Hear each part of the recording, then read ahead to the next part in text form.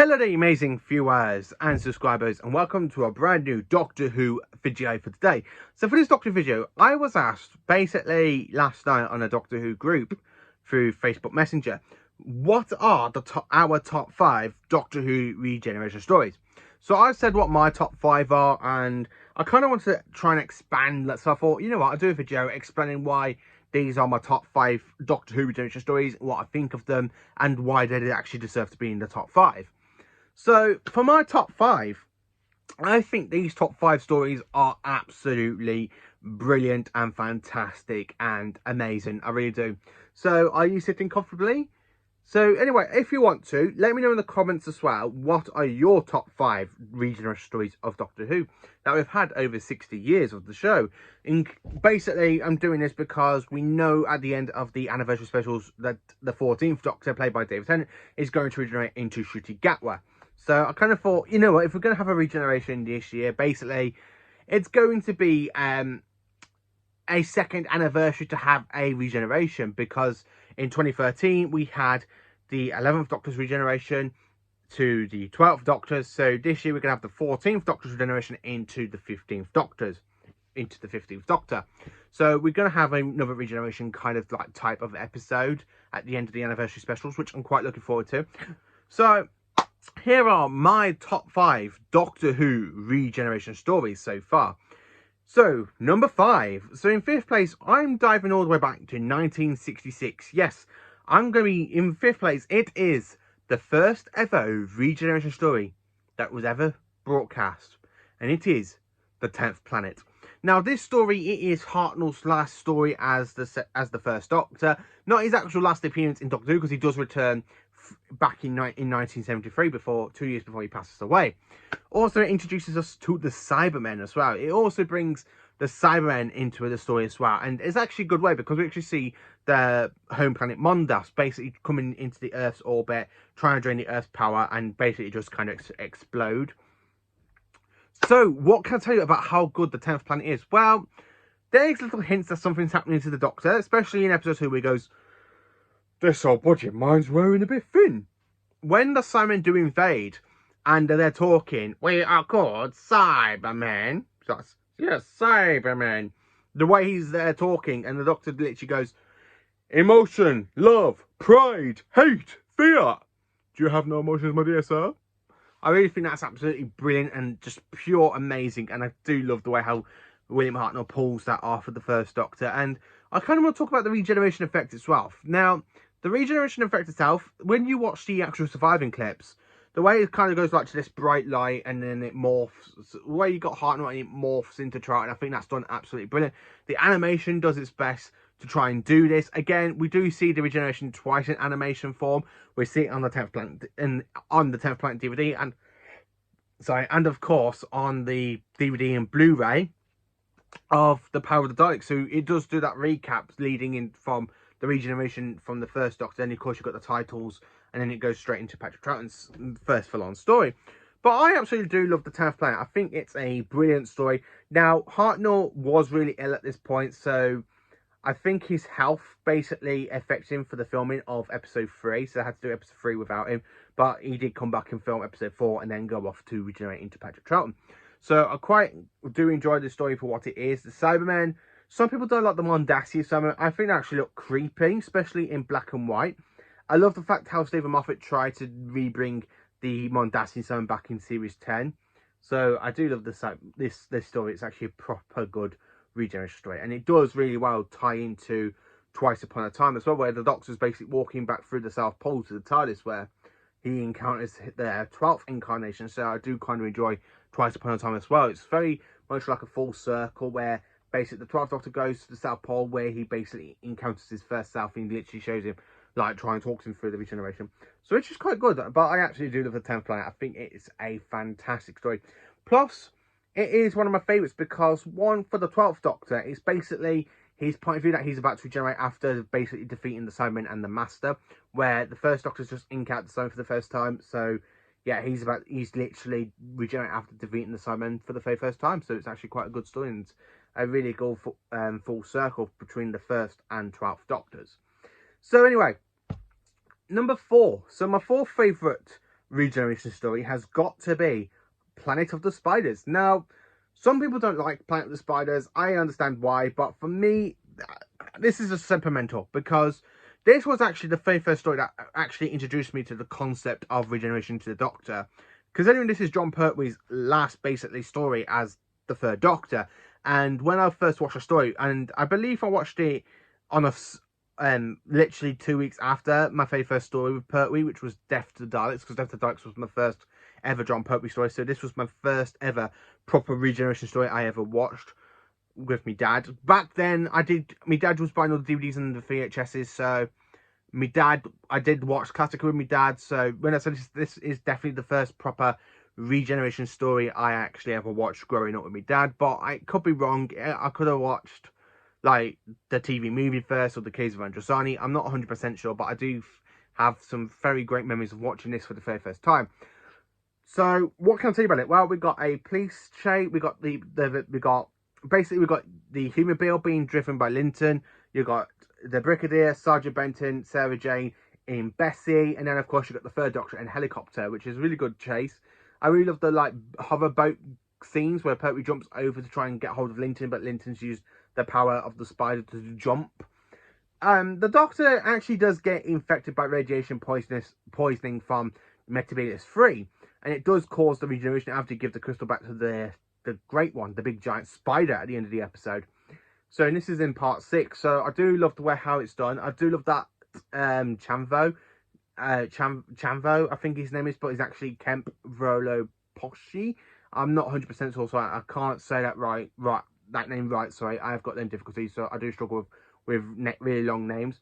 But when he's there and he literally puts his hand out to give the Doctor a bit of help to regenerate, and you got the Brigadier going, well, here we go again, and then you just got Tom Baker's face morphing from Pertwee, and you just got that music going. I just absolutely love that. I really do love it. So my third favourite regeneration story has got to be from Modern Who, and it is Bad Wolf and Passing of the Way, starring Christopher Eccleston. This fantastic two-parter is absolutely brilliant. Now, we've got the Doctor, Rose, Captain Jack on, Satellite 5, basically turned into a game show. The Doctor ends up on Big Brother, Rose ends up on The Weakest Link, and Captain Jack kind of ends up with these two androids that kind of want to cut his head off and stitch it in the middle of his legs. So I think that would be quite funny. Or face off. I love the way how Jack literally pulls the gun out of nowhere and he goes, Dad, you are unarmed. Where they literally go, you're naked, you're unarmed. Where were you hiding it? You really don't want to know. And the way he just shoots, it's very much Captain Jack moment, and John Barron does play the role very well. Eccleston's regeneration, it's absolutely brilliant. And this is my favourite one from Modern Who. I'm sorry to say that. I really don't like the end of Time. You know what? Time of the Doctor is brilliant. It's one of my favourites, but it's my second favourite of New Who, followed by Twice Upon a Time, and then Power of the Doctor, where my least favourite has got to be the end of Time. I just do not physically like the end of Time. But this is the very first time new viewers actually saw the regeneration of the Doctor, where he's 1 minute he's there talking to Rose, saying every single cell in my body's dying. Can you do something? Yeah, I'm doing it now. You see, Time Lords, we have this little cheat. It's a way of cheating death, but it means I'm going to change. And I'm not going to see you again. Not with this daft old face. And before I go, Rose, before I go, I just want to say you were fantastic. Absolutely fantastic. And you know what? So was I. I really love the way how he just blows into this burst bottle of energy for the very first time in Modern Who history. And we go to the 10th Doctor. I just absolutely love that two-part. I think it's absolutely brilliant. So, number 2, it's very, very hard between two stories, because I do like both of these stories. So I'm going to have to go with the one that I actually wrote down. And it is the War Games from 1969. This is Patrick Troughton's last ever story as the Second Doctor. Well, not his last ever story as the Second Doctor, because he does come back 3 times in multi-Doctor stories. But I have to admit, I really do love the War Games. I think it's going to be my all-time favourite number 2 regeneration story. It was so close to being Legopolis, but I kind of enjoy this story more than Legopolis, and I'm sorry to admit that. But I actually quite enjoy it. Now we have episodes 1, 2, 3. Now this is like a 10-parter, where the Doctor ends up getting captured, then he escapes, and gets captured, and he escapes again, and it goes so on and so on and so on, between the War Chief and the Warlords and the War Zone, where he's in World War I. You got the Roman sector, you got another sector with the American Civil Rights group. again, it's absolutely brilliant because Troughton is absolutely brilliant as in the role of the Doctor. He does it so well, and with Randy Perry and Fraser Hines, I really do like the way this story plays the three of them together. I really love that cliffhanger in part 9 as well, where you kind of got them slow running to the TARDIS, and you got, "What's happening, Doctor? Time Lords," and he's just saying it really slow. It's done absolutely brilliant. He just leads into. I really do like the way that cliffhanger. He goes, "Help me with the key." I just absolutely love the War Games. I think it's a brilliant story. And then, of course, when you get to part 10, and you got the Doctor trying to escape from Gallifrey, and he goes, "Oh, I was bored." "What do you mean you were bored?" "What, millions of years, eons of time?"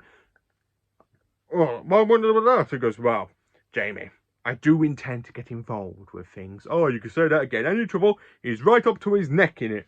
I absolutely do love the War Games. I think it's a fantastic story. When the second Doctor does literally stand up to the Time Lords, and now I haven't really seen any other incarnation of the Doctor apart from the Sixth Doctor to try and stand up to the Time Lords. I mean, the Fifth Doctor, yeah, in the Five Doctors, he just ran away from them instead of standing his ground, saying, "I don't want to be the president." I think personally would have been good if this story was in his era as well. It's a tie, but I think Troughton really does stand up to Troughton and goes, "While you have been observing the evil in the galaxy, I have been fighting against it. It's not we on trial here, Doctor. It is you. Give me a fortune when I show you the quarks, the Daleks, Cybermen," the way he literally shows everything from his era, from the second Doctor and the first Doctor's era. And then, of course, all these evils I have fought, while you have done nothing but observe. And then, of course, when he cuts to the regeneration scene after basically the mind wipe Zoe and Jamie and send them back into their own times, he's now talking. "Now then, what about me? We have accepted your plea that there is evil in the galaxy, and you still have a important fight in that battle." You mean you're gonna let me go free?" "Not entirely. We noticed your interest in the Earth. We are going to exile." I really love the way how he stands up saying, "You can't condemn me to one planet in 1 century in time." I love how he literally just tries to argue the Time Lords, and they show him all his feet. Goes, "Hey, oh, he's too old. Oh, he's too fat, ain't he? No, he's too thin. That one's too young. Oh, that won't do at all. This is ridiculous." I really love the way how the second Doctor just stand up to him, but the Time Lords literally stand their ground with him, and you kind of have Troughton's face being split into 5. He goes, "I say, what's happening? The time has come for you to change your appearance, Doctor, and to begin your exile. Is this some sort of joke? Oh, I refuse to be treated in this way." And he says, spilling out of way, he goes, "Oh, you're making me giddy. No, you can't do this to me. No. I just absolutely love the way how the War Games ends with a headless second Doctor spinning out of the time. It's like spinning in the time vortex type thing. Absolutely brilliant. So, number 1, my all-time favourite regeneration story.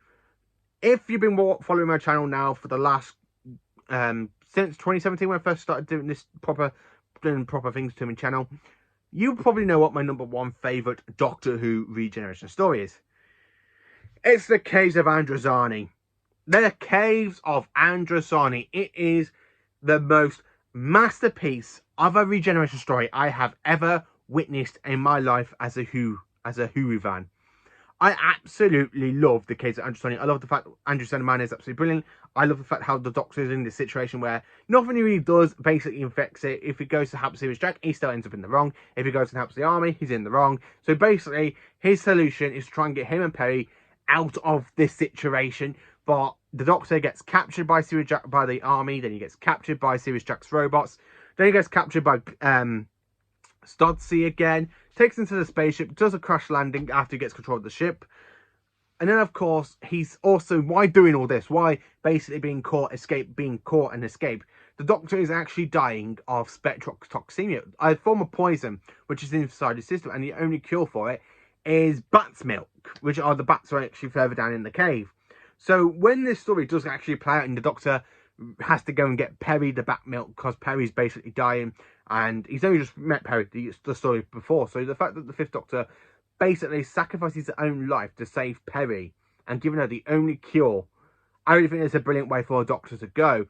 And of course, where he's there saying his goodbyes, he goes, "I might regenerate." I don't know. It feels different this time. It always gets me in my hearts, in both of my Gallifreyan hearts. It always gets to me because I really like the way how that plays out.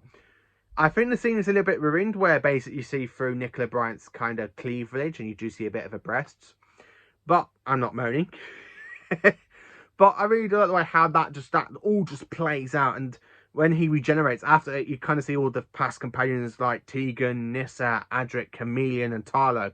And you got the Master's face making the Doctor go, hang on, there's still Eva there, where the Master goes, no, my dear Doctor, you must die. Die, Doctor. Die. Ha ha ha ha ha ha. And he regenerates into Colin Baker. Now, I really think this story would have been a best way to end season 21 and scrap the Twin Dilemma, because it does give us a good introduction to the Sixth Doctor. And I really think the Twin Dilemma kind of ruins what the story was saying, where Perry goes, Doctor, you're expecting someone else? Oh yeah, that's 3 eyes and 1 breath. I'll have to stick with you, young lady. What happened? Change, my dear. And it seems that a moment too soon. I really think that should have been the best way to end the season 21, instead of adding the Twin Dilemma and basically make Attack of the Simon basically the Sixth Doctor's first full-on story. I really think that would have been so much better than having the Twin Dilemma. But yeah, the case of Andrasani, it is just a brilliant masterpiece of a regeneration story.